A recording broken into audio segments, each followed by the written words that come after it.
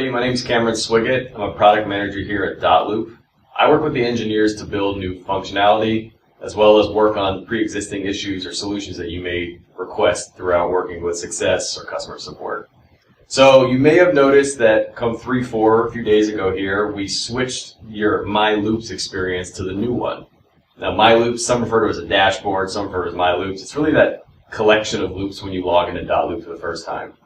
Now, you may or may not know that for the last 12 months we've been in what we consider to be a beta phase, that you could opt in, opt out, and it turns out well over 90% of people have opted into the new experience, which is one of the driving forces for us to make the final switch. So we did in fact take out that opt-out functionality, and the remaining percentages of users are now in the new My Loops experience. What does that get you? It gets you quite a few things. One, it's responsive. And responsive is kind of a little bit of a buzzword in our industry, but what that allows us to do is make one piece of software that will fit all form factors. So you could be on an iPhone, you could be on an iPad, you could be on a big desktop, and the screen magically conforms to those pre-configured sizes and gives you a better experience whatever device you're on. We also added new functionality such as save filter groups. So a lot of times we heard complaints about people will be filtering on one end, then they need to reset their filters and go filter on something else. So now going forward, you could save those filter groups, give them a custom name, quickly toggle them on and off. We also made it a little bit more interactive on the actual cards or loops themselves. You can update price, change status, transaction type, closing date, things of that nature. And we've given you two distinct views depending on your preference. So you have the cards, which have the animation and the photos on them. We also have what's considered to be the list view, which is way more condensed, way more compact, allows you to scan a little bit more quickly. If you look at the numbers, turns out you guys are pretty split in terms of preference, so that's why we give you both those.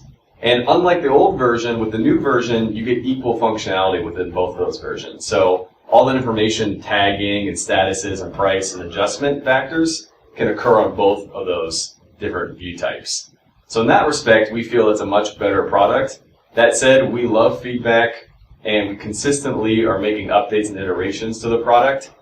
It's one of, I would argue, one of the better features of the new experience is that with the new code base, we're much leaner, we're much faster, and when you do have a request, we can ingest that request, get it out to production, get it into your hands way faster than we ever could.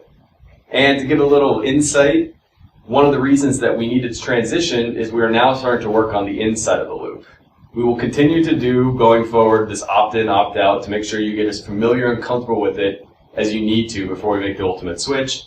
But I just want to give you a little heads up. The inside of the loop updates that are happening in the future here are very exciting.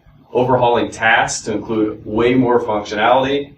We're going to give you things like document preview, so you could click on a document, that document will open or preview, so you don't have to actually open into it, load, and do all that back and forth. You can quickly scan through and see all the changes on your loops, as well as improvements in notifications, loop settings, things of that nature. So we are very excited about the changes that are happening here.